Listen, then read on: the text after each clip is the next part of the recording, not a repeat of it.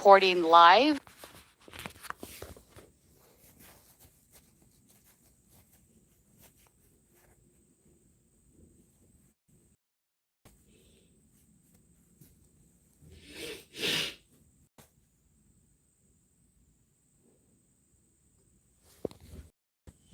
I was here Saturday.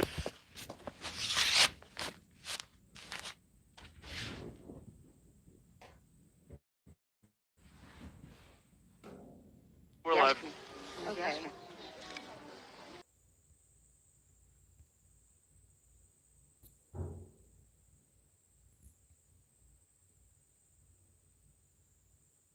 I was here Saturday when Tina, they we're live. Okay.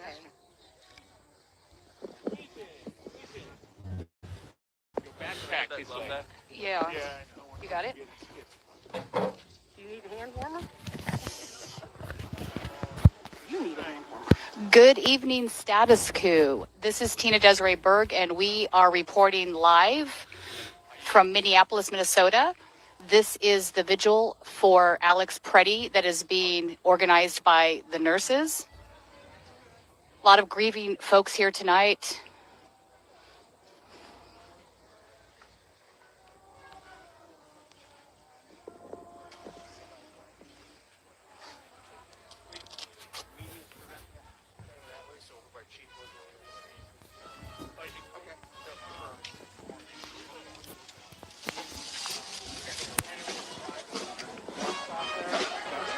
We have some New Orleans style music coming in to celebrate Alex. Yeah. We told her the other day. Do you want to come with us down here?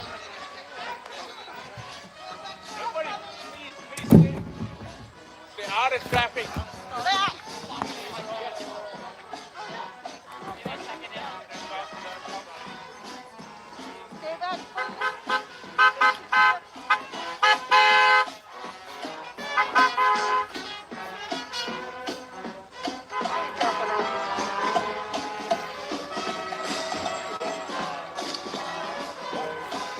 Oh, thank God.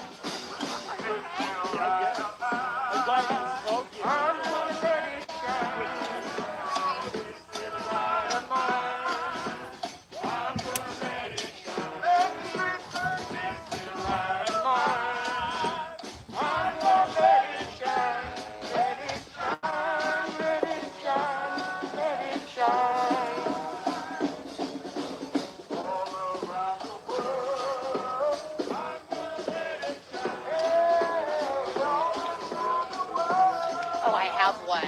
Those are the best. It's keeping my phone warm. Yeah, my phone froze Active road. 2 days It's ago. on my phone.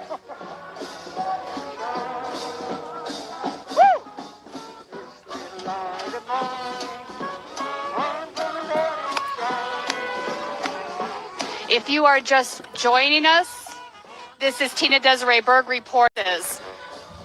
We have a lot of musicians coming in doing sort of this New Orleans style celebration of his life. Lots of grieving folks are here. You see many with tears in their eyes.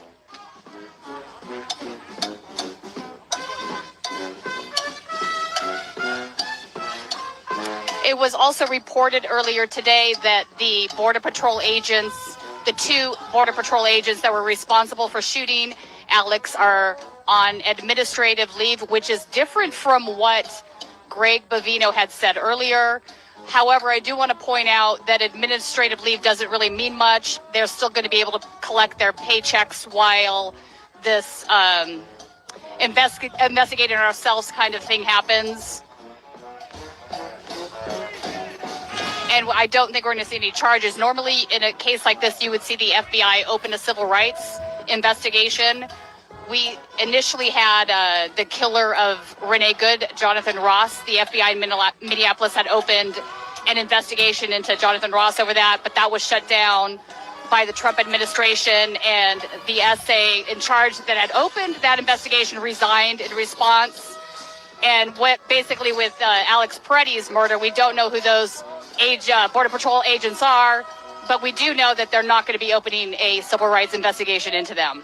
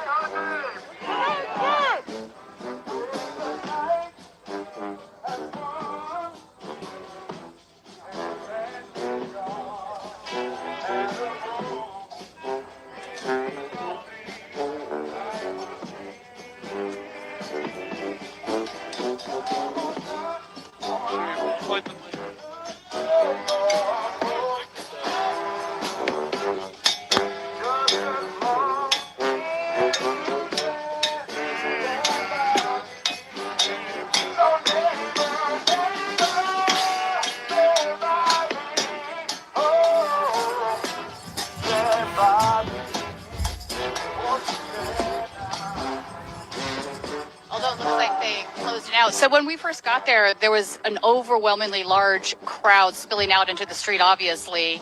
And initially, the police department was not going to shut down the road, but it looks like they finally did. There's just too many people here. It was not safe. The officer present here told us that that was the chief's decision to not close the road, but maybe that has changed. It's hard to record. I want to interview this.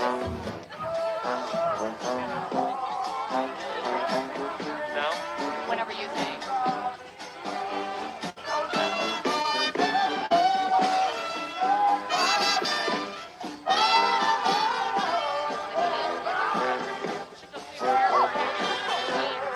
Yeah.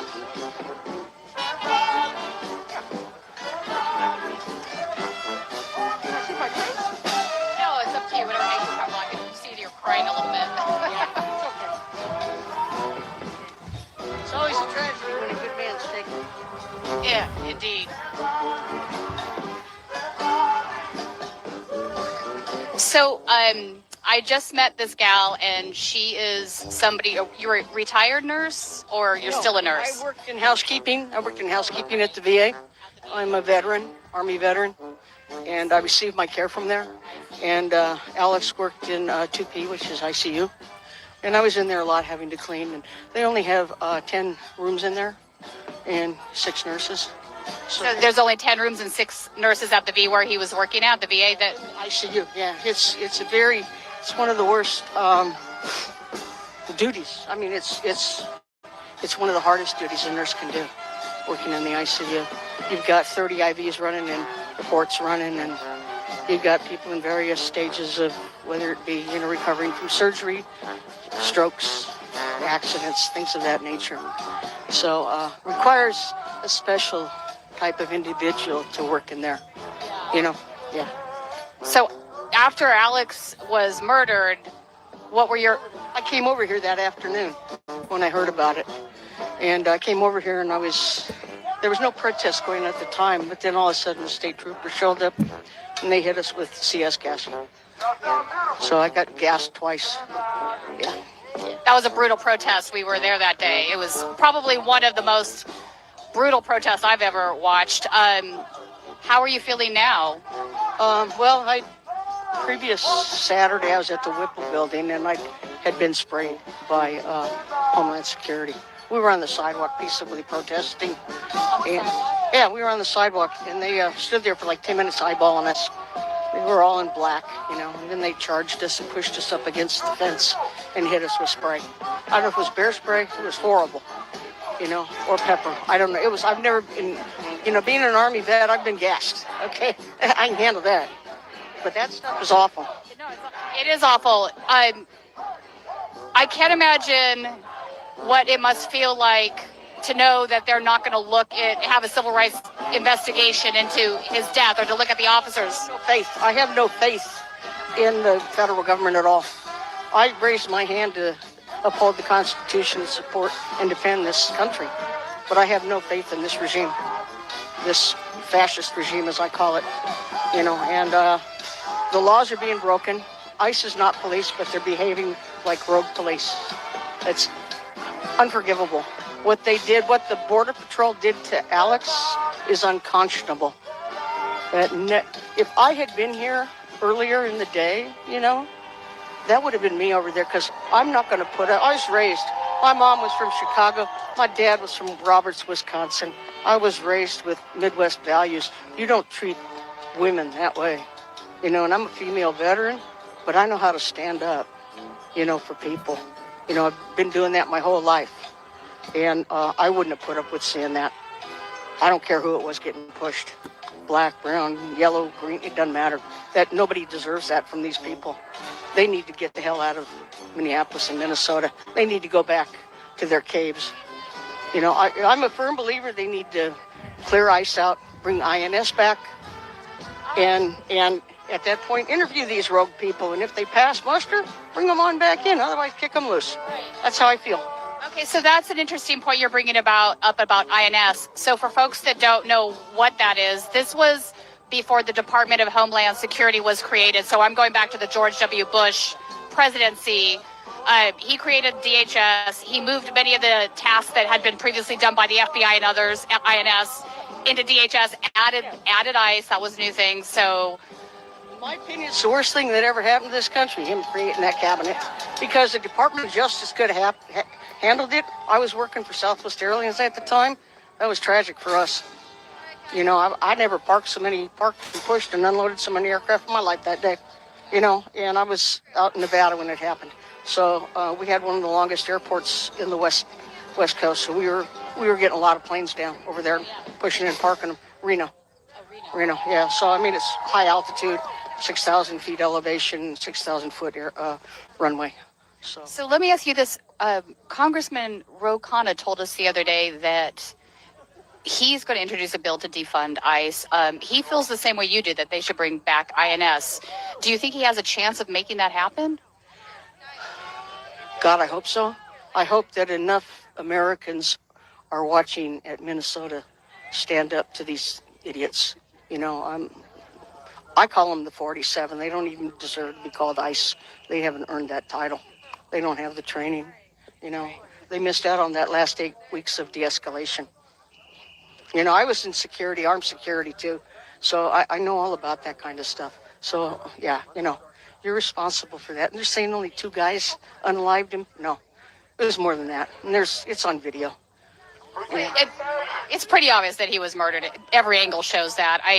There's a definite disconnect between the video evidence and what they're claiming. I hope BCA, I have faith in BCA. Okay, honest to God. I don't know if you're from here, but Los Angeles. okay. I'm born and bred Californian. So I lived in Woodland Hills for many years. So BCA is our Bureau of Criminal Apprehension here in Minnesota, and they are charged over all of the law enforcement entities. I currently have a complaint in with them on a Hennepin County deputy who came out of his vehicle, shoved his door on me. I went over to ask him a question, and I asked him, please keep your dog restrained. Came out of his vehicle, and he pushed me with both. I said, I'm an Army veteran. I want to ask you a question. Came out of his vehicle, and he pushed me with both of his hands forcibly, grabbed my left arm, and tried to take me to the ground. We're going to bow out. Yeah, because they're going to do some speeches now. I don't want to. We want to be respectful of their speeches over here. Thank you for talking to us. Yeah, I hope so. I believe in legislature as well as peaceably protesting. It's our rights. Thank you for doing this. Oh, yes, thank you for talking with us. You're welcome, man. Blessings. Hi, guys. I'm going to see if I can get with the mic. Do you think that's even remotely possible? There's a lot of people here. I think you can speak.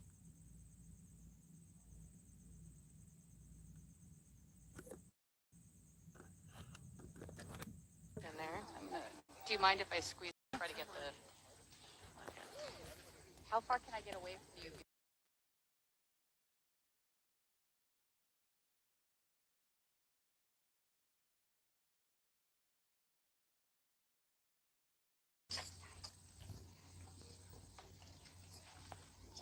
Oh, it looks like we have a bagpipe player.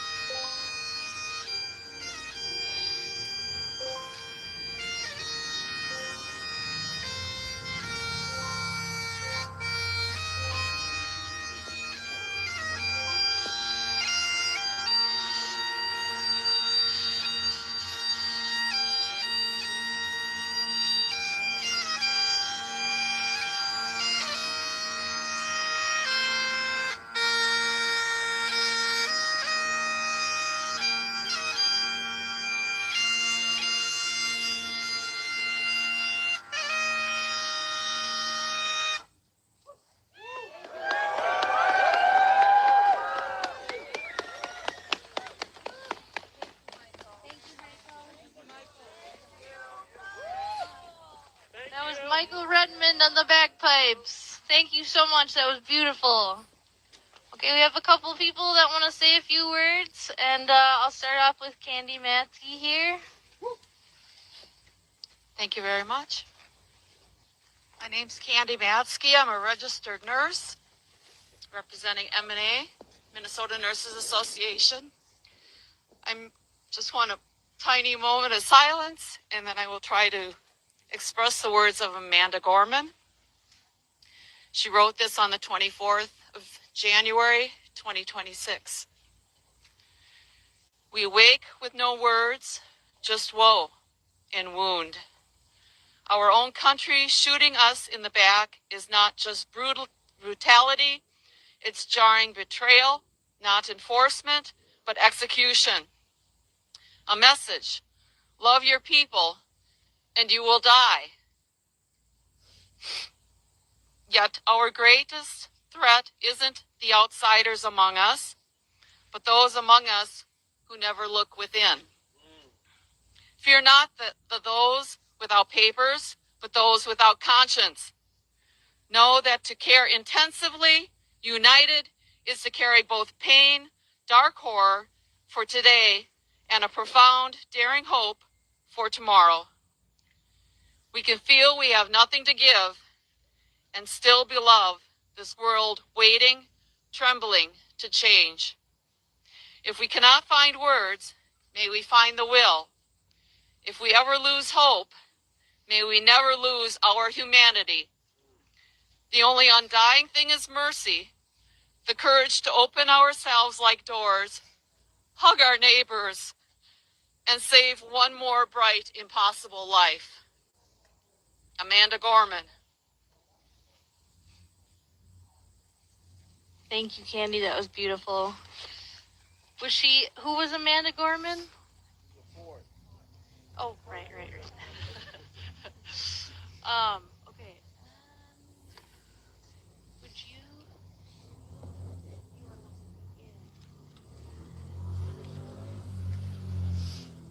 And then I have Noor Tamimi here, who also wants to say a few words. Hello, everyone. Thank you all for coming together to support our nurses, to support our community. This is what's all about. Yes, thank you. Hi, everyone. Thank you for all being here. My name is Noor Tamimi. I am a registered nurse at Regents Hospital. I am also an immigrant that came to America from Lebanon. I have been living in fear lately, looking over my shoulders, having to walk around with my passport. What brought me in here today is exactly this, our community. It encouraged me to speak up. This is our time to speak up for our freedom, for our right to be as healthcare workers. We are protectors. It's within our instinct. We always get thrown into uncertain circumstances, and it's in our nature to advocate, to protect, to love, to save a life. And that's exactly what Alex was doing to his last breath.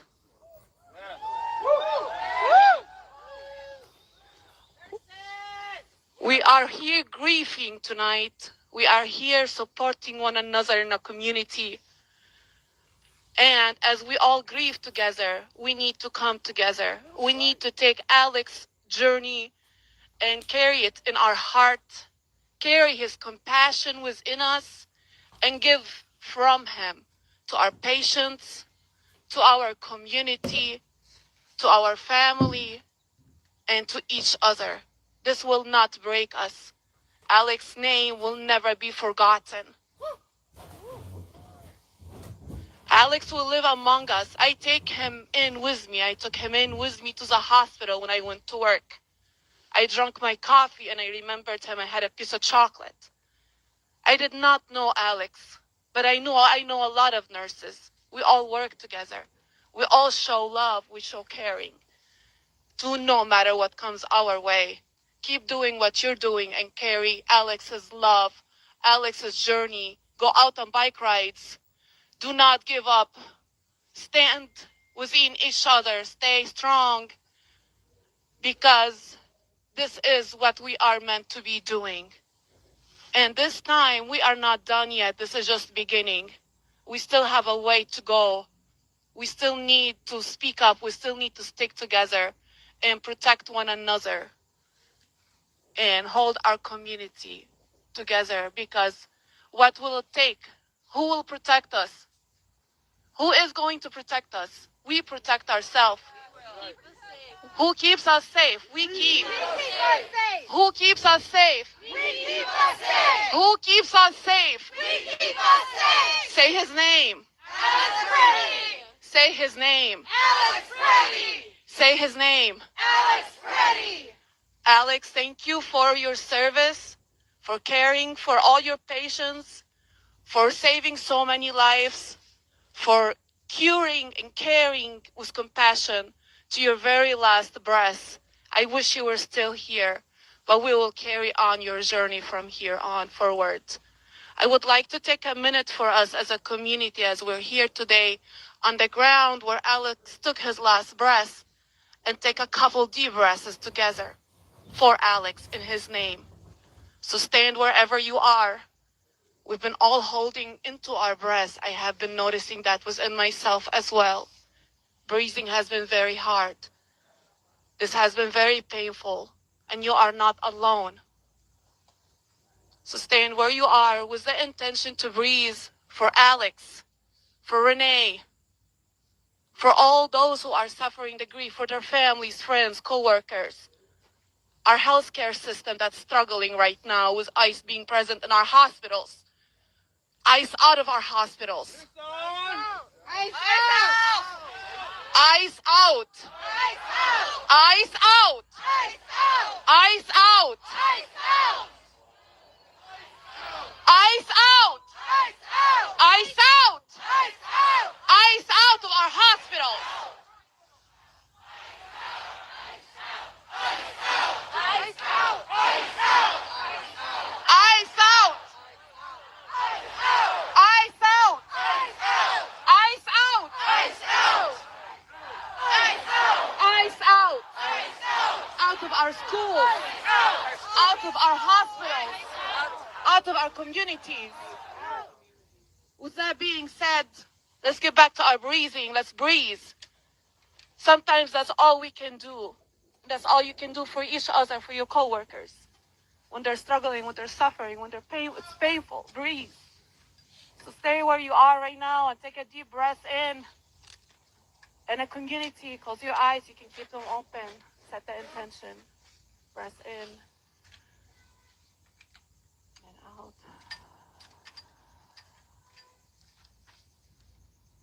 Let's do this again a couple more times. Breath in.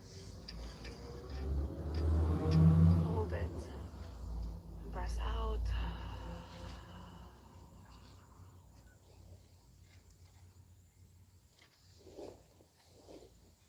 Breath in.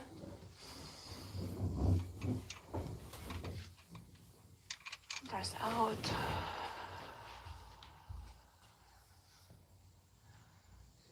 There is your lifetime. It is within each breath we take, because we're never guaranteed the next moment. Keep breathing, keep loving, and take on Alex's journey in your nursing career, in your compassion, in your love. Advocate for your patients, and keep going, keep showing up. Thank you, everyone, for being here. ICE out! ICE out! ICE out! ICE out! ICE out! ICE out! ICE out! Thank you so much, Nora. That was beautiful. Thank you, thank you. How y'all doing out there? You frozen solid yet? You okay?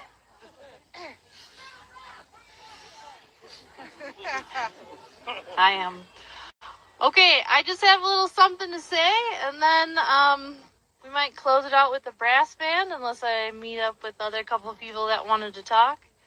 And then we can... Be quiet, Ellen. Real loud. You got it. Yep.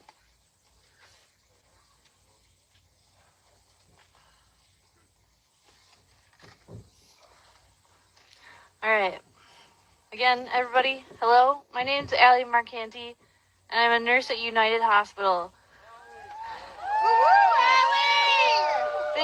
Thank you so much, everybody. Thank you, Vivia. Thank you, Ashley, for helping me plan this. Thank you, Shannon. Thank you, Lauren. Thank all of you guys for coming here. You're all amazing. Thank you for braving the cold, braving the streets that don't feel safe anymore, being brave enough to show up for your fellow nurses and the people that love us. Thank you for being the adaptable professionals you are in dealing with my 8,000 location changes. That was... that could have gone better. Okay. So what do we... Sorry. What do we do when our community suffers a loss like this? How are we supposed to hold on to hope amidst all the chaos and hateful comments being thrown our way? This is what we do, people. We're doing it. We show up for each other. This is how we begin to heal.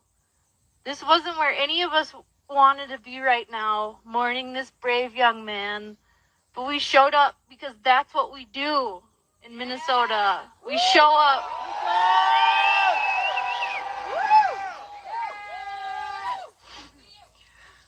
I didn't have the privilege of knowing Alex Pretti personally, but when I watched that horrifying video, I recognized a caregiver.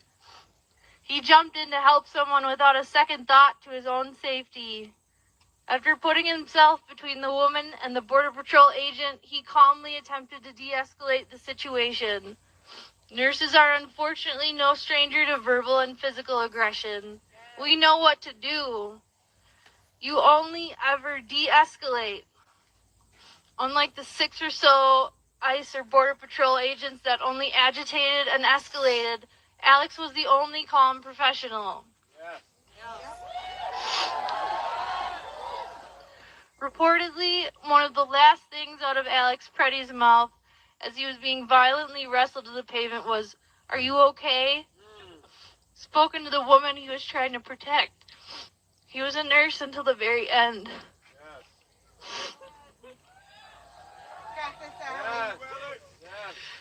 I am broken because I saw myself in Alex Pretti. This could easily be any one of us living our values of compassion for others. And shame on this administration for trying to paint him as the aggressor.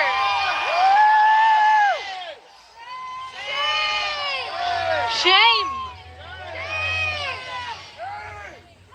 The only domestic terror threat in the state of Minnesota are ICE and Border Patrol agents in our communities causing chaos, tearing apart families, and trampling on our constitutional rights.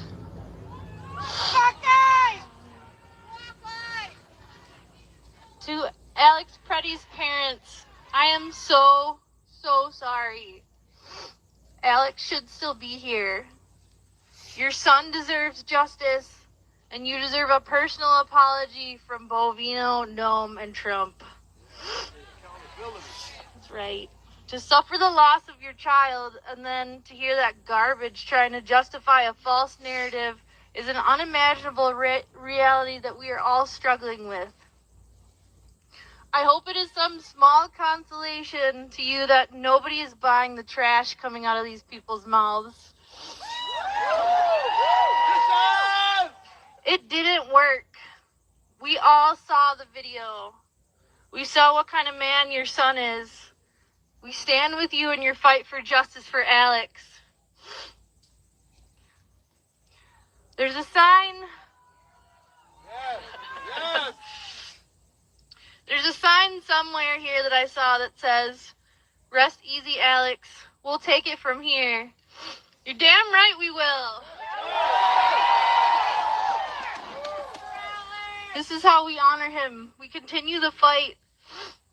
And to every ICE and Border Patrol agent in this state, we will never stop watching you. We will continue to exercise our First Amendment right and film all the illegal stuff you're doing for your future court date. Because it's going to happen.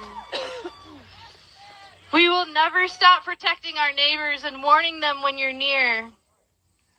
Our immigrant community only makes our neighborhoods stronger, and we love our immigrant neighbors.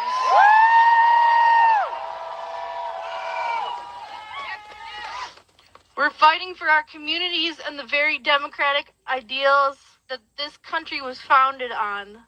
This is a fight you will never win because we will never stop. Rest in power, Alex Pretti. We'll take over from here.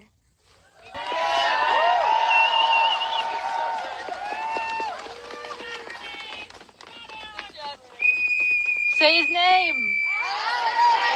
Say his name. Say his name. Say her name. Those are good. Let's get going. Say her name. Say her name. Say her name.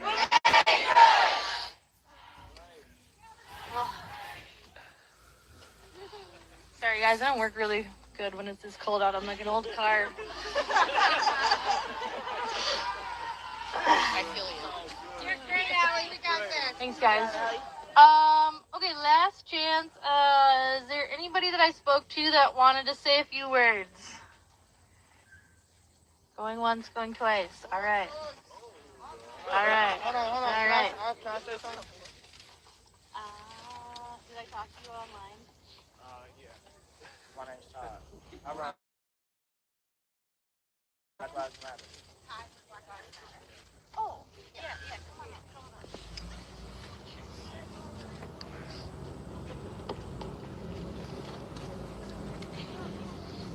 Say his name. Say his name. Say his name. Say his name. Say his name. Say his name.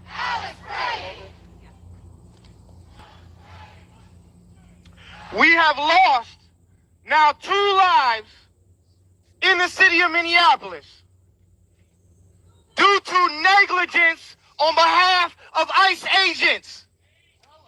In the United States, we are losing more citizens getting caught in the wash and being harmed in order to remove immigrants from the country.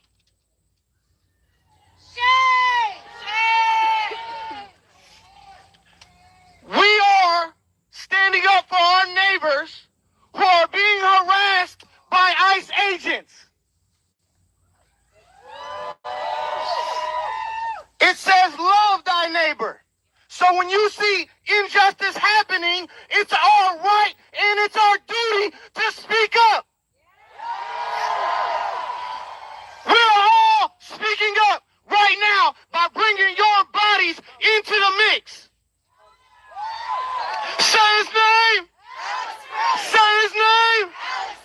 Say his name. This is no political stunt for the crowd of the masses to be out here. We are all out here for a reason. This gentleman who is a nurse who was taking care of thousands and thousands and thousands of people had his life cut short due to the negligence of ICE agents. We need ICE out of the state of Minnesota immediately. We will no longer sit by and be quiet and just take it. We know that is what is happening to people of color that are citizens in the United States of America being harassed by ICE agents. These are facts. And we're all Americans. White, black, brown, pick a color.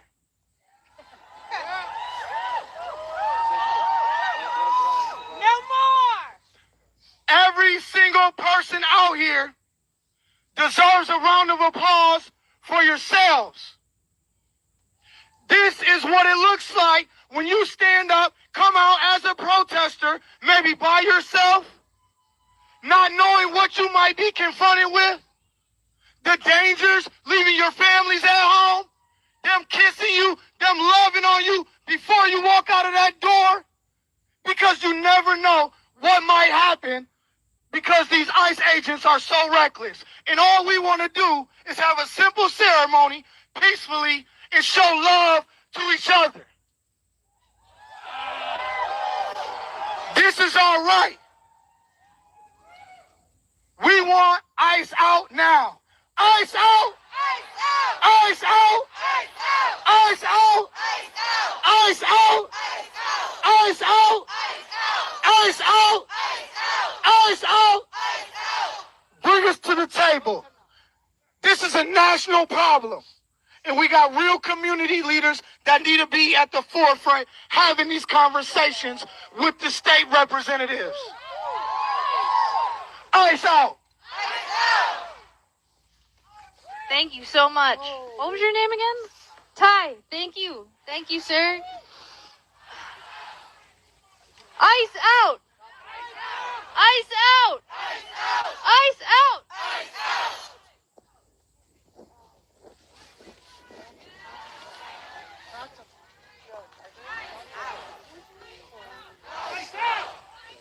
ICE out! All right, everybody. Let me come this way. I have Cora Newman here who wants to say a couple words. Thank you. I just arrived from Montana. My name's Cora Newman. I'm actually a state senator from Montana. And we are bringing 27 states to Minnesota this week to stand in solidarity with all of you. We aren't seeing ICE in our state yet. We're a red state. They are not targeting us the way that they are targeting you. That's why we're here. Because the American people are fine with rule of law. They're fine with having laws enforced. But we are not okay with masked, unidentified federal agents roaming our streets, killing Americans. And so what I want to commit to you is that together across the United States, 27 states and growing, we have come here to stand with you and say, we can take care of our own communities. We do not need masked federal agents coming into our communities and murdering mothers and nurses and community members.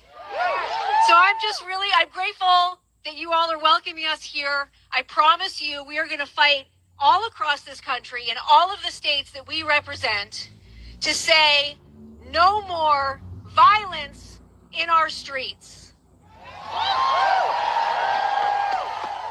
And I also want to welcome you anytime to Montana.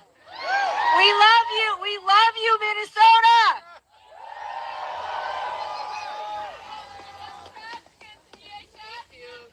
Yes, we are going to try. Thank you so much. We love you too. This is what community looks like. Show me what community looks like. Show me what community looks like. This is what community looks like. Show me what community looks like. This is what community looks like. Show me what community looks like. This is what community looks like. Woo! Woo! All right. I think that might be wrapping it up a little bit, unless anybody else wants to say anything.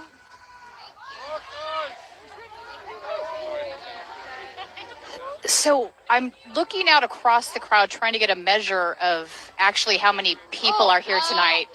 And it's hard to tell because we're kind of buried in the front here, but originally they had boxed everybody into one side of the street, and I know that they've now eliminated that, and people are taking up the entire street, and it goes back. You guys, How many people do you guys think are here tonight? What's your best guess? It's a lot. How far back does I know? Right, I can't see that far back either. Like 1,200. 1,200. Okay, I was gonna say 1,000, so I'm gonna go with your number. You're taller than me. You can see the crowd. 1, 2, 3, 4, 5. I mean, there's a lot of folks here. It's been growing as we've been, as after we started. So lots of people walking around with candles. We just heard some fantastic speeches. People are mourning. Status is the best. Thank you. You want to come talk to us? Yeah. All right. How's it going? How's it going? Not too bad. What is your name? My name's Chad. Hey, Chad. Thank you for saying that. We appreciate you. Yeah. So what are your thoughts right now about there not being a civil rights investigation into these two officers that shot Alex? I'm not. Yeah, I'm not surprised. Unfortunately, I'm not surprised. No, I'm not surprised either. It's just the nature of things. It sucks so bad. It sucks so bad. I think, initially they had opened an investigation into the man that shot Renee Good, but then the Trump administration came in, shut that civil rights investigation down, and then instructed the FBI to investigate Renee Good's spouse instead and issued a warrant on a dead person. Like, that's insane. Yeah. But that's where we're at. Yeah, no, it's unbelievable. It's unbelievable. My wife's from Colombia, so I've been marching every night. I've been hanging out with my friends here on TikTok every night. I got banned for 7 days for saying some stupid stuff. Well, I didn't even say it. But yeah. So I am streaming, showing the world, the community and how we come together. And I mean, this is incredible. How many people would you say are here? 1,200? Way more than that. Way more than that. Okay. I don't know how far it goes that way. Sorry. Yeah, I don't know how far it goes. Yeah. Say hello to Status Quo. Hey, Status Quo. Yeah, nice to formally meet you. I actually want to ask you about TikTok real quick. Mm-hmm. So we have a situation. TikTok, this is becoming very political. Sure. Yeah, there is a situation. This is not surprising to me. I believe that the reason Elon Musk bought Twitter was because, again, this is a way to control media, right? You've already seen the billionaires buy up the major mainstream outlets. Now, why not include social media in that? Because a lot of the news that people consume comes from social media now. So it makes sense that they would go after that too. 100%. What are you going to do about TikTok? Yeah, it's funny because I just got allowed back on TikTok, but I posted some things that probably these guys here weren't able to see, and it's completely censored. It's unbelievable. And before, my wife is a conspiracy theorist about everything, and I'm not. Okay. And so when I brought this Please tell me she's not QAnon. No. God, I got to check. God, no. She's like a fun conspiracy theorist. Okay. I got you. But, yeah, so when this happened, it was like, there's no way they're censoring it, right? It's just because maybe something was said that was, we were at the WIPA building. I go to the WIPA building every night. Okay. Just someone gave me a megaphone, and so I've, kid in a candy store. You've been using it. Saying some stuff. Yeah. And so I got banned for 7 days, and it wasn't something I said. It was something somebody else said.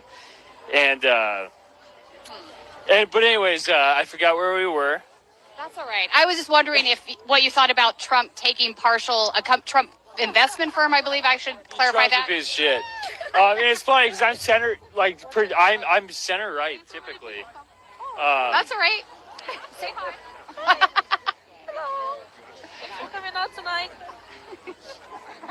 Hi, thanks for coming out tonight. This is really good. We appreciate everything you do. Thank you. Yeah. Right on. But yeah, center I right. have to tell you, lots of love here for Status Quo.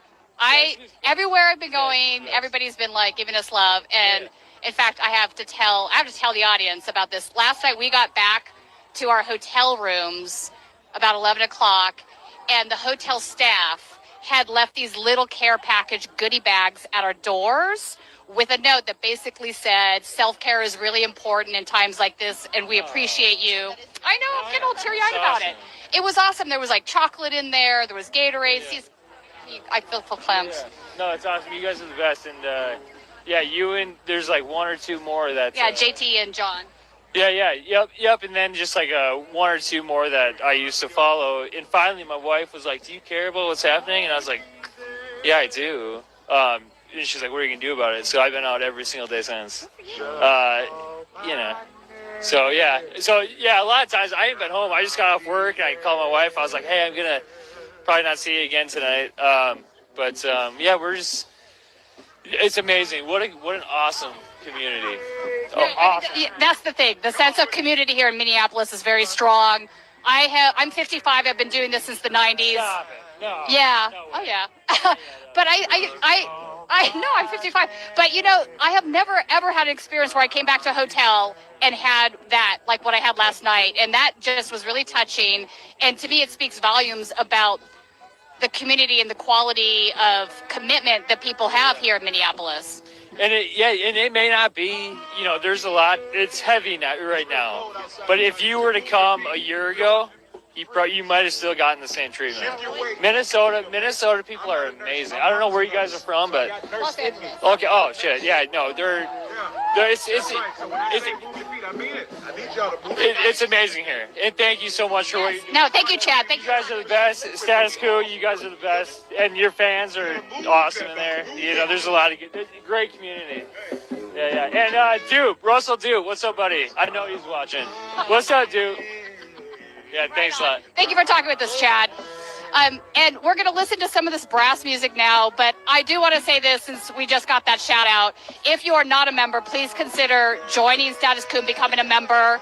Go to the website, statusquo.com/join. Your $5 membership is what we use to report on the things like this. It covers our hotel, our live view, food, hotel, all that stuff, airfare. So we'd appreciate it if you are not a member joining and supporting our work.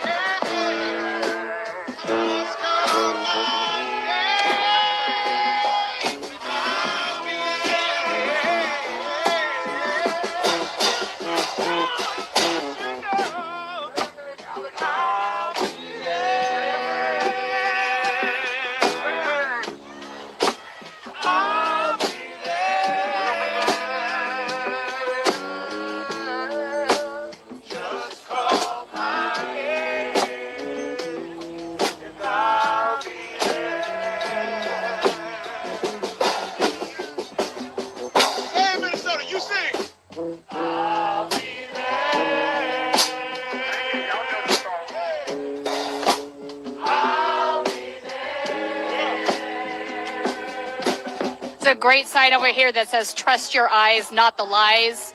The Trump administration has been attacking Alex Pretti's character, trying to paint him as a domestic terrorist when that's clearly not the case.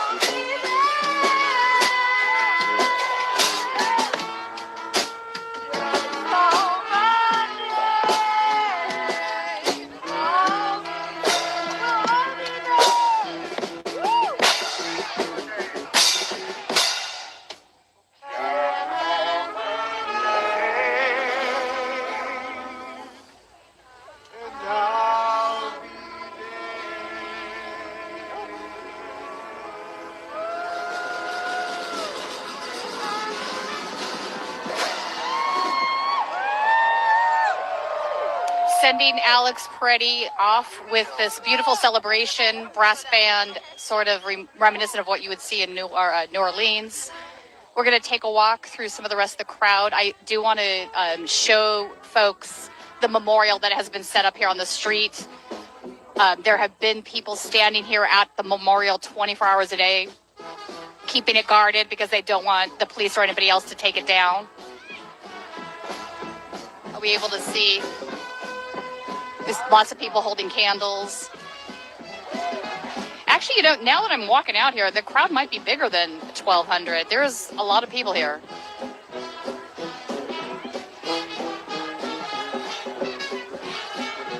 Are we able to get in? Is that the? Yeah, I guess it is. It's hard. It's hard for us to move through the crowd here, folks.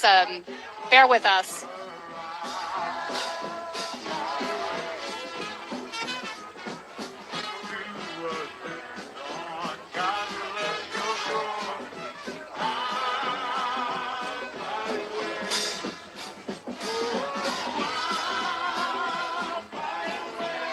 You know, one thing I talk about when I discuss Border Patrol is this existence of these critical incident teams that basically go around and do cover-ups for anything the Border Patrol does that is not above board.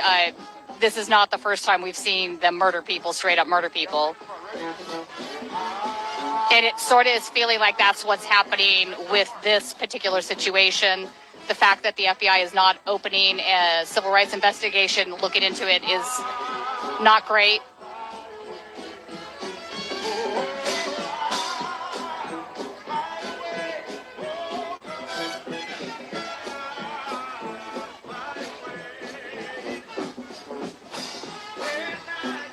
The only good thing that might come of this is people having more knowledge about how Border Patrol has been operating. I think they were under the radar for a long time. Anybody that lives in like a border state, Texas, California, would be aware if they paid attention to some of the things that they had been doing. But I don't think the rest of the country had any idea. What we're seeing here in Minneapolis from them is very much on brand. This is not a new thing.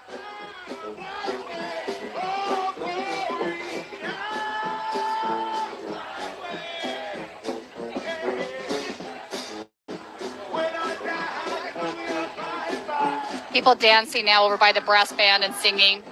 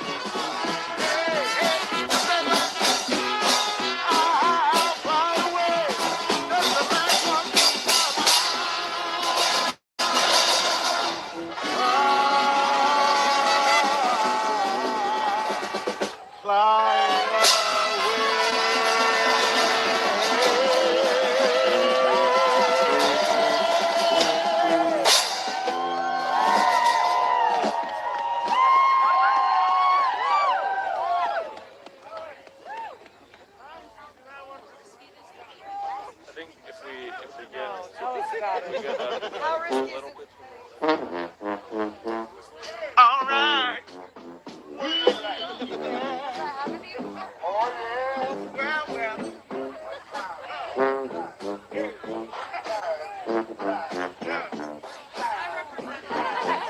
Very crowded here. You'll switch sides. Let's see each other. Yes, that's good. Clap your hands. Outside. You outside. Move your body. Clap your hands if you got to. All right, so we are going to try to make a way through parts of this crowd, see what's going on in other areas. So you can see now that they've opened, or I should say closed off the entire street so that people can walk out here. originally when we got here, they were trying to keep the street open, and one of the police officers basically said the chief had made that decision, but obviously that's changed now. There were just too many people here. It was a safety hazard. Cookie, anyone? At the Sheila. We have a guy handing out cookies here. Yeah, so this goes all the way back to the other street now.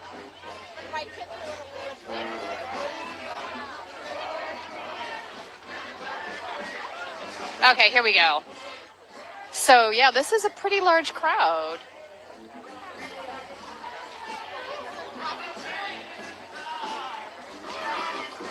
If you're just joining us, this is Tina Desiree-Berg reporting for Status Quo News in partnership with Midas Touch. We are at the Alex Pretti Vigil Memorial that has been organized by the nurses, several of which spoke earlier, gave some heartfelt speeches. We did speak with a gal that works at the same VA hospital as him. She was crying a little bit, very sad, of course.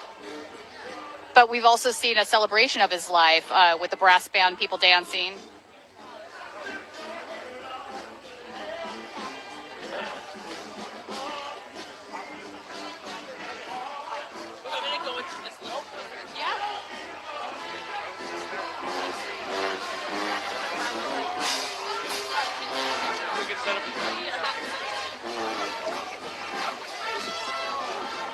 All right, I'm stepping off the snowy bank here and trying not to slide in a way. That ice is very cold out here, folks.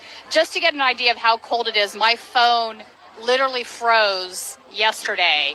Like, I could not get my phone to work. I had to warm it up in the car before it would flip back on.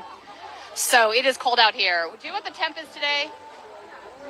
Last night it was like -7 with the wind chill. I think it's probably close to that right now. So, yeah. Do you want to talk to us? No, I'm fine. I'll be here for today for protesting with Alex Justice today. So we all immigrant, but we support for immigrant here. We are Minnesota. We are citizen. We all citizen now. We don't scare nobody. We just have to follow the rule. If you're looking criminal, it's the White House right now. So you guys go there and get in that guy in the house here. Thank you so much. Yeah, we have right to protest now. My name is Abdi Kafi. I'll be here today supporting for Alex today, justice now. We need justice today and every day. We're just doing right now. We're protesting peaceful. We have no problem with that. Yeah, we are Minnesota. We are one now. Thank you so much. Have a good one. No, the sense of community here in Minneapolis is overwhelming. This is not what you see in a lot of other cities, but you feel it. Yeah, we feel as one community now. We all Minnesota now. We feel it as a one. We are one Minnesota only. We're looking for justice for Alex Johnson. Yeah. So we be here. He just fighting for us. He died for us now. So we have to be here every day, every morning. We never get tired with that. Yeah. We're looking for justice for Alex now. Thanks so much for today. For supporting. Talking with us. Thank you. So just hearing from folks saying they want justice for Alex, they're not happy about a great many things, but a common theme is that these Border Patrol agents are probably never going to be charged with anything. The bare minimum that should happen should be a civil rights litigation. That's not going to happen. But what we saw in that video was clearly a murder. And all we've heard from the Trump administration is not only lies and just really horrifying rhetoric, but they're now trying to paint, it's all right. They're now trying to paint Alex as a domestic terrorist. I think Stephen Miller has probably been a part of creating that messaging campaign. He's obviously very against immigrants.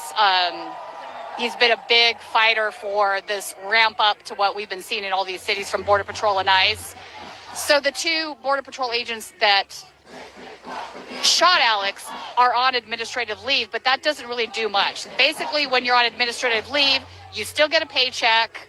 You just don't go to work. And oftentimes in the past, when we've seen something similar to that, they just come back to work after they've investigated themselves and swept whatever happened under the rug. So I am suspicious that that's what we're looking at right now. But I would also say that people are not willing to accept that. They want justice. So if it ends up being the case that happens, I think you're going to have some reactionary forces come into play.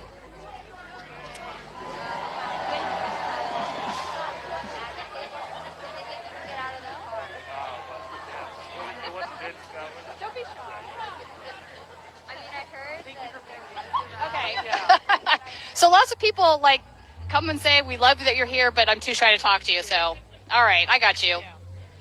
So, what else did we have happen today? So we spent some time out in the field today. Will and I did. We did come across a raid. We will be uploading that video tomorrow. But basically, there was a car accident that occurred in front of a elementary school caused by ICE agents. We're going to be sharing that video. And I actually have a second one where a woman was sitting beside the road with her husband in the car, and an ICE agent rear-ended them, and then two other agents' cars boxed her in, one in the front, one in the back. And then they walked up to her car, asked her husband for his citizenship papers, which he actually had on him. He had a real ID on him.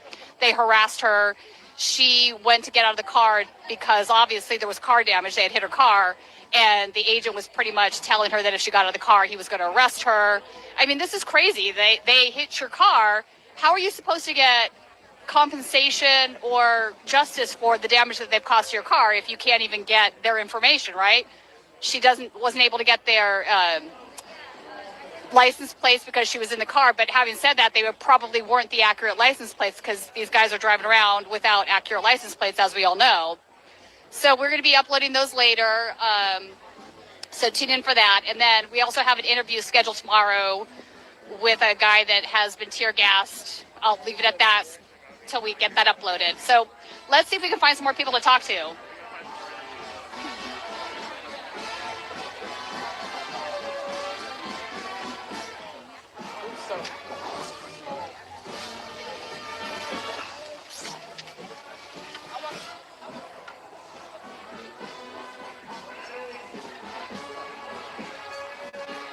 Lots of international press here, too.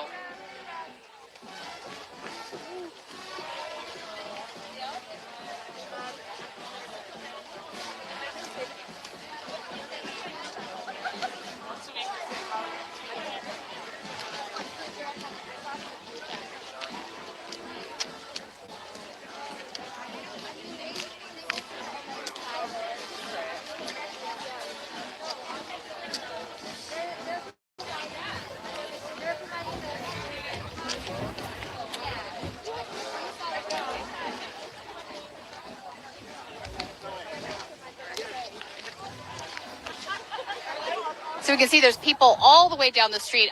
We're coming over here to talk to somebody that is organizing at the Whipple Center with the Safe Haven program.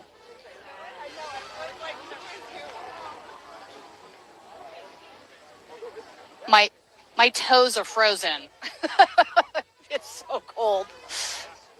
I'm surprised the camera doesn't die.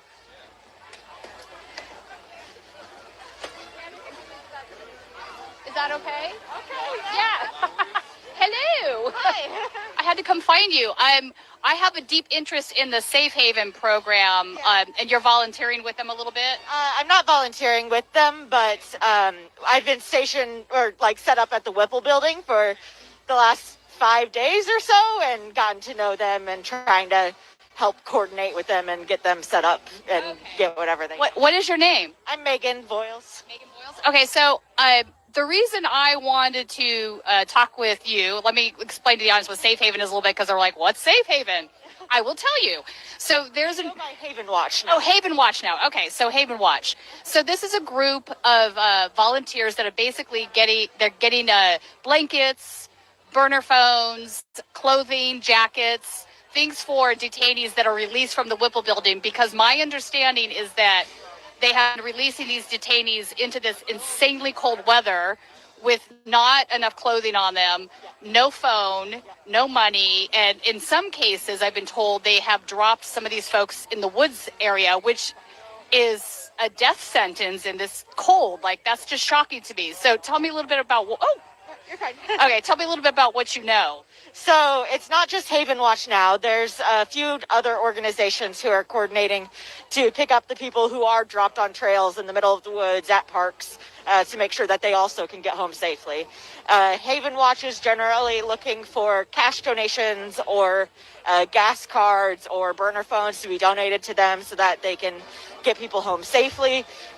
They pretty much just sit at the Whipple building 24/7 on shifts.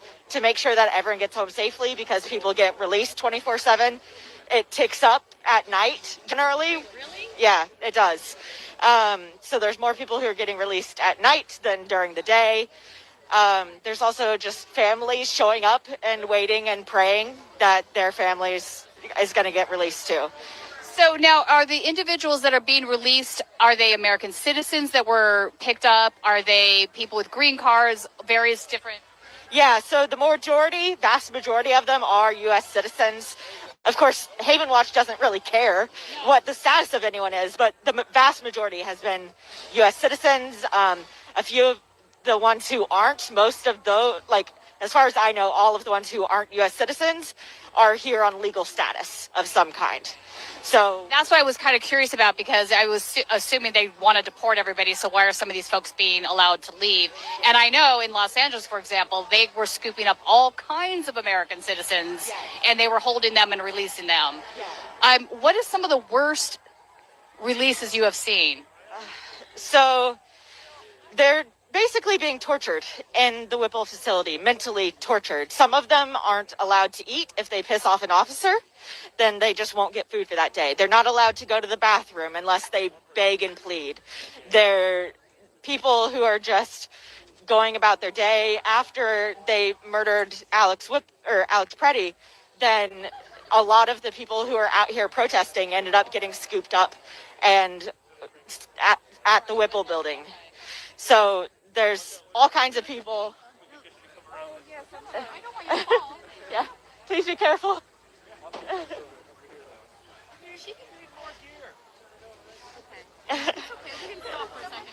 Yeah. Yeah. Yeah. Basically, the Whipple or the Haven Watch group, especially if you're wanting to volunteer with them, they're especially looking for people who are multilingual, especially in Spanish, and who have like trauma training, because these people have just gone through hell being in that building, being tortured day after day, mentally being like, oh yeah, we're going to release you here in a few hours. And then they come back and like, never mind, we're not going to do that.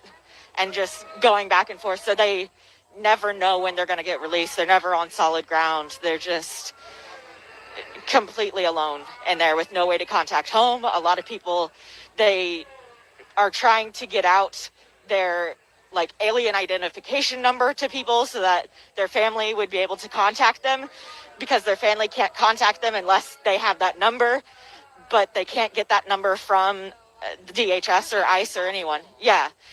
It's an impossible situation, and I didn't realize they were also bringing protesters that they were scooping up down there, so that makes sense.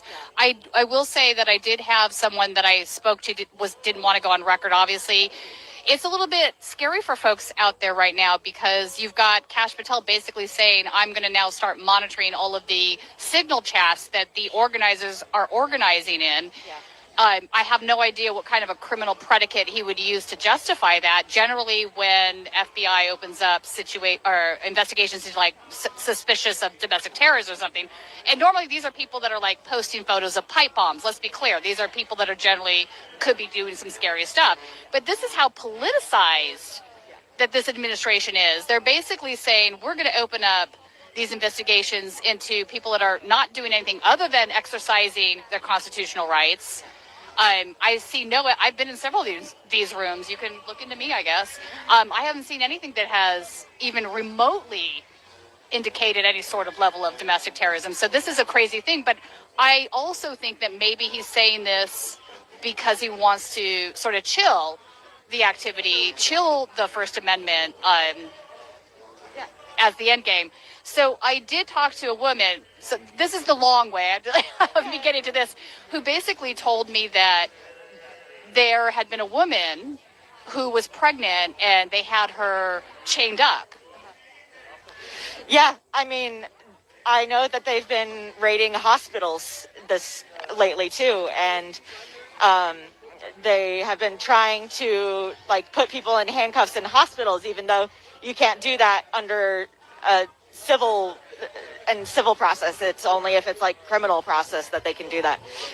I've seen stuff circulating around nurses that like they're trying to tell nurses the rights around what ICE can do, and ICE is trying to stay in the room when talking about their healthcare issues, even though they have no access, and under HIPAA the nurses can't tell them any information. Right, exactly. And they're basically ICE. Yeah. We're good. It's fine. But basically ICE and DHS and Border Patrol and all these people who have invaded our state will do whatever they want and claim it's legal because they decided it is, whether or not it actually should be or is. And yeah, in fact, I saw a video of some interaction that happened around here the other day where the ICE agent literally said, yeah, I am the law. Right. So they obviously believe that they can act without impunity. I'm also a little bit concerned about the situation developing where they're basically saying that they don't have to pay attention to the Fourth Amendment anymore. If they can just go into somebody's private residence without a signed judicial warrant, which is entirely unconstitutional. Right. Yeah, I mean, they have an internal memo that is claiming that their administrative warrants, which they sign themselves, is enough to do whatever they want and go wherever they want and apprehend whoever and whatever they want and claim that they have full immunity, as the vice president said. Well, you know, that's just it. They do right now because Trump is in office, but I appreciated one of the gals that spoke this evening made the case that Trump's not always going to be in office, and eventually there is going to be justice served. Eventually there is going to be trials. Eventually people are going to be, you know, held accountable for what they're doing right now. Yeah. But will we make it that far? Minnesota's not going to forget. None of us are going to forget. None of us are going to stop being out here until they leave. And even once they leave, we're going to continue fighting for justice for all of the people who've been kidnapped, for all of our neighbors who've been harmed, for all of our neighbors who are scared, and for everyone who's been killed. You know, and that's part of something that's happening too. As Trump and his merry band of whatever you want to call these folks move from city to city, the heat and the attention in the media gets taken away from the previous cities that these guys have been operating in. And I'm here to tell you, they're still operating in all of those cities. In Los Angeles, this stuff is still going on the daily, just like it is here, but it's not getting the same amount of attention. I will say this, Border Patrol is far more barbaric in their operations than the rest of the DHS group is. And I think that's partly what drives what we're seeing in the cities where it escalates the way it has here, is like not just Greg Bovino, but any of the Border Patrol groups that come in. And the predicate for that is kind of wild. I mean, if you just say that the border is 100 miles from any airport, that's the entire country. And that's clearly not what Border Patrol was set up to do. But here we are. So you also are out there doing the volunteer work. There's some tables sitting up there where you have hot coffee, and that's for protesters, other folks. Yeah. So we have hot coffee and snacks, and set up a toaster oven to make pizza and cup noodle. And at this point, we've been doing this since last Friday.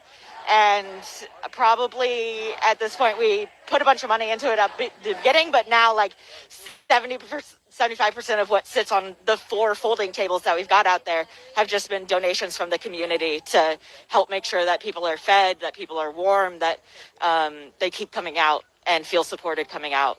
Indeed. While I was there a couple days ago, a guy came by in a van, and he had a bunch of blankets in the back, and he's like, I want to just donate these blankets to you guys, dropped them off. So again, that sense of community that we see here in Minneapolis is so strong. Yeah. Any other thoughts? We take care of us. We're not going to forget. We're going to keep watching, and we're going to keep documenting, and one day they're going to face justice for what they're doing. We won't forget. Thank you for talking with us and explaining all that. I think this is a really good program. It's mutual aid, right? This is the basic form of mutual aid, and it's something that doesn't get discussed very often by the media, but I think this has been a real backbone to what's going on here. And these guys really obviously need help. If you're let loose in the woods and it's -7 degrees out, you're going to die from exposure. Yeah, absolutely. It's just another form of cruelty. It is. Yeah, they're just slightly more cruel than they are lazy, and are just releasing people anywhere that'll cause the most harm. But yeah, in terms of mutual aid in the community, it's incredibly strong, and everyone is very determined, and we're scared, yes, but we're more pissed than scared, and we defend our own. And there's tons of people and businesses that are running all kinds of mutual aid efforts. I know Smitten Kitten, which is a sex toy shop, is running the most mutual aid around the Twin Cities area, and is right now, yeah, they're wonderful. And right now they're doing a lot of drives around making sure that people get their rent paid so that they don't get evicted right now, because we don't have an eviction moratorium going on, and getting evicted right now, both because of the weather and because of ICE and Border Patrol and DHS, would be a death sentence for a lot of people. I'm so glad you brought that up. As I was about to end the interview, you brought that up, and this is a good point. We should probably bring this up too. So folks can't get to work. They're scared to go out, right? Because they're afraid they're going to get picked up. They can't go out and get their groceries. Like, this is a real economic problem in these communities right now. And we were at the Mercado, we were at Carmel. Like, you can tell, like, nobody's in there shopping. A lot of the workers aren't showing up for work, but they still have to pay their bills. It's not just that too. There's a lot of the volunteers at various food banks and everything are people of color, and so they're afraid to go and volunteer there. In my town, in Cottage Grove, what really started all of this for me and like made me the most angry was someone got picked up in the middle of their fucking volunteer shift at a food bank. They want to say it's the worst of the worst, and it's a man who is volunteering at the food bank, as he has been doing every week for several weeks while he's been out on disability because he was injured at work. And that's what he's spending his time doing, is just volunteering at a food bank. And they abducted him and kept him for a week. No one knew where he was or how to get a hold of him. He was abducted and held in custody for a week. And it's just enraging what they're doing. They're definitely not picking up criminals. That's just a lie. Right. That's been, I mean, their own data doesn't even show that, which is so funny when you see Christine Ohm saying this, like, your own data doesn't even prove that that's true. It's ridiculous. Right. Yeah, and the list of the violent criminals that they said that they picked up were from before they did this invasion of our state, and were people that our Department of Corrections had willingly handed over to the government prior to this invasion of our city. And this is all political theater of the worst kind. And I also think it's driven, personally, I think it's driven by a lot of desire for white nationalism. A lot of the folks that are in the Trump administration have long histories of trying to convince other people that they should overturn the 14th Amendment, that birthright should not be a thing, that not only should they get rid of all the immigrants, but all brown folks. So that's definitely an undertone here. It's not being said maybe directly out loud, but it's definitely an undertone. And it's not just white nationalism, it's white Christian nationalism too. They don't care about any other religion. They don't care about any other people. Can I tell you, it's just wild to me, because if you've read Christ's teachings, take care of your neighbor and care for the sick and care for the hungry. People are angry that there's a protest at a church when that's literally a story in the Bible of Jesus having gone into a church and protested. And they're talking about, like, they don't have money and that means that they're terrible people or whatever. But Jesus was the one who said that it's more likely to pass through the eye of a needle than for a camel to pass through the eye of a needle than a rich man to get into the gates of heaven. It's insane. As I'm waxing my arm around and blowing out your candle. All right. Thank you so much for talking with us and for that post ad hoc note at the end there, because I thought that was important information. I do want to, we'll spin around and get this great shot I'm seeing right now of this memorial that's been set up here. This is the exact location where Alex Pretti was murdered. And people have just come and... There's a note over to the right that's from one of his students. Oh, okay. It's really moving. Do you know what is it a long note? It's not very long. It's on purple paper over there. Go read that. So people have been coming over, dropping notes next to the candles. There's flowers. all kinds of things. So I want to come over here and read some of these notes.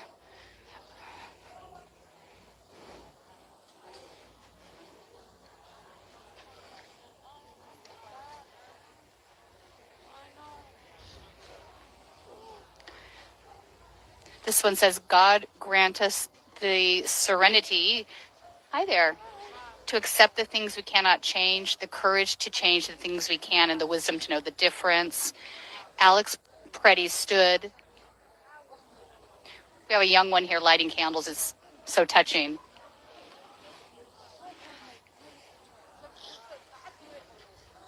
Alex Pretti stood up for our neighbors.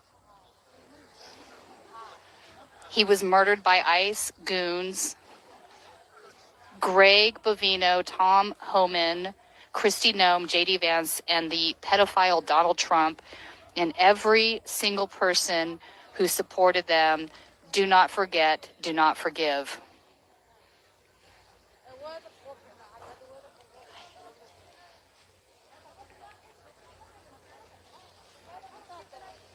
Hate has no space here.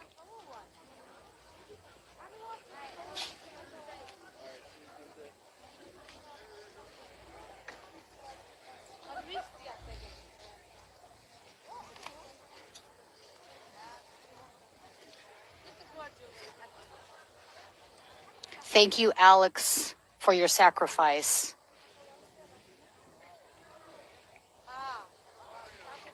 Rest in defiance, Alex. We love your courage. Justice for our murdered neighbor.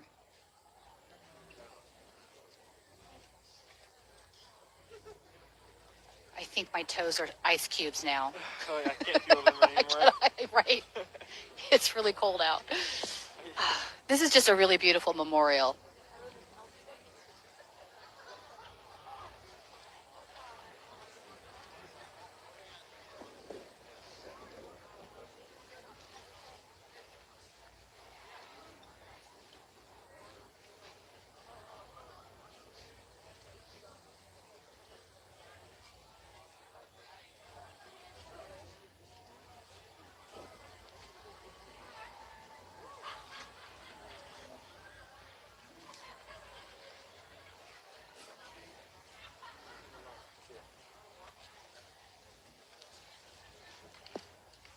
He said.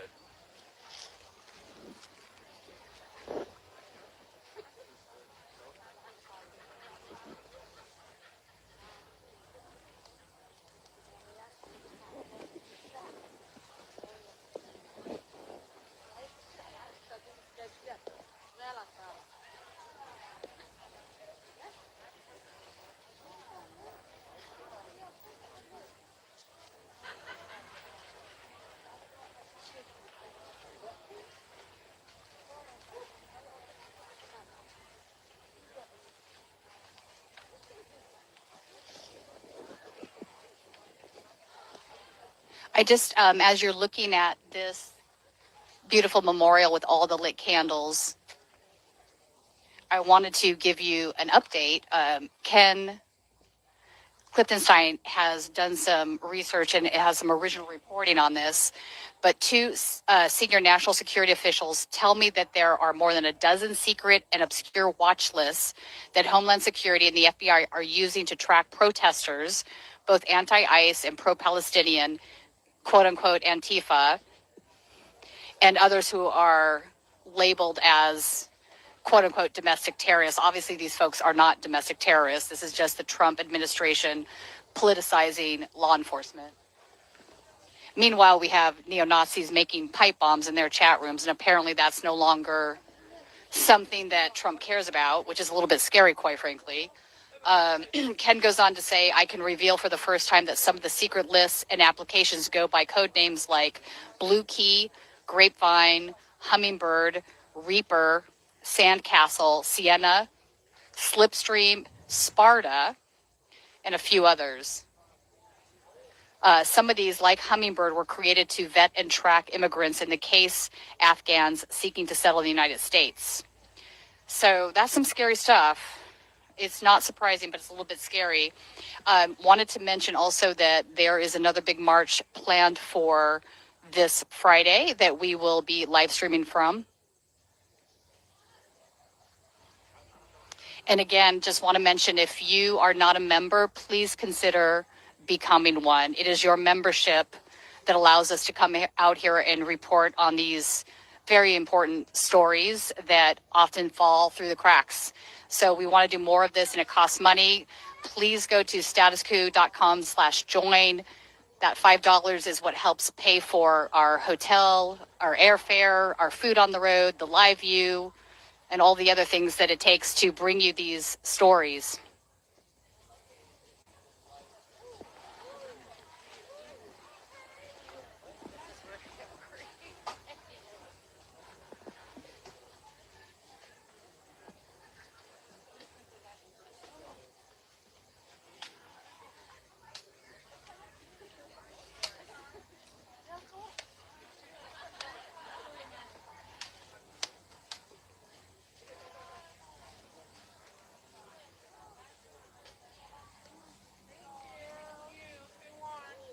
So I also wanted to mention that one of the witnesses that saw Alex Pretti murdered filed a court affidavit, and in that court affidavit, it basically says that he was detained for hours.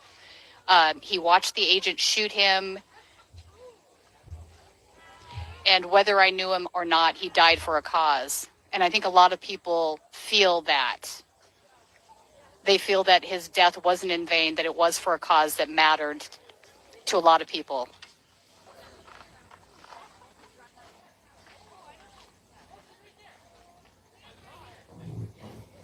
And then also federal Judge Patrick, he canceled the hearing with ICE Chief Todd Lyons. There was supposed to be a contempt hearing, but he did say that ICE has violated more court orders than one could imagine. ICE is not a law unto itself, is one of his quotes. And, I think that's an important point. Like we mentioned earlier, there was that one agent who basically said to a rapid response person that he was the law. I think these guys actually might believe that, which is clearly not the case. The U.S. Constitution is the law of the land. All right, with that, folks, I got to tell you, my hands and feet are frozen ice cubes. It is so insanely cold out here. It is amazing how many people came out tonight to participate in this vigil, weathering this cold weather.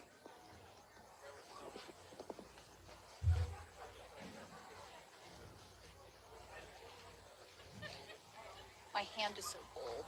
I have to put my gloves back on. All right, folks, with that, we are going to sign out. Thank you so much for joining us tonight for this very important vigil for Alex Pretti. It was organized by the nurses. And stay tuned. We will be live streaming on Friday for the General Strike March.